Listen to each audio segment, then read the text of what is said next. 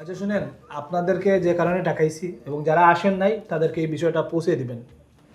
আগামী 26 তারিখ ঢাকা থেকে আমাদের সিনিয়র স্যাররা আসবে, এখানে একটা তদন্ত টিম আসবে, এই এলাকার কৃষি সম্প্রসারণ এবং কৃষি কাজ কীরকম হচ্ছে ওইগুলো পরিদর্শন করবে।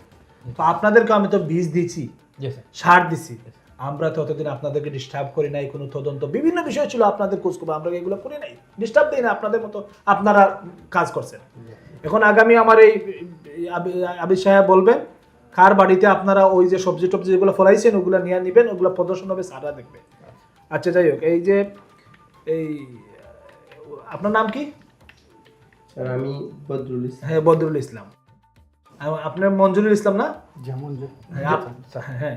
আর শফিক মিয়া আপনি? আচ্ছা, তাইলে আপনি বলবেন যদি ছাড় জিজ্ঞাসা করেন যে আপনাকে 15 কেজি বীজ দেওয়া হয়েছে আর 7 বস্তা সার দেওয়া হয়েছে, ঠিক আছে? আস্তাগফিরুল্লাহ ইন্নাল্লাহ গফুর। স্যার মিয়া 2-3 স্যার আমারে 3 প্যাকেট বীজ আর ও তো বড় 1 ফুটলা স্যার সার দেওয়া হয়েছে স্যার।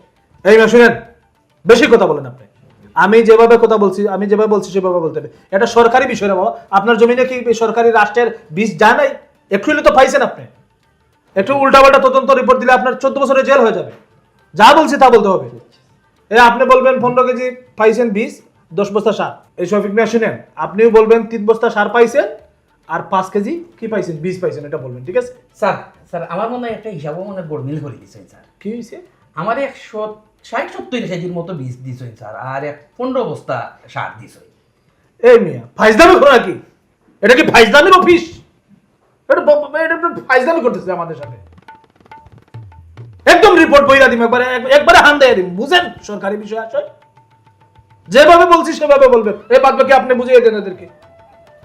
আমি চাই না কারো পরিবার ক্ষতিগ্রস্ত হোক। যান আপনারা, সম্ভবত আইছেন আপনারা সব ফাইজদামি করে গেল। আর সবাই বাকি সবাইকে বলে দিবেন এই বিষয়টা, ক্লিয়ার করে দিবেন।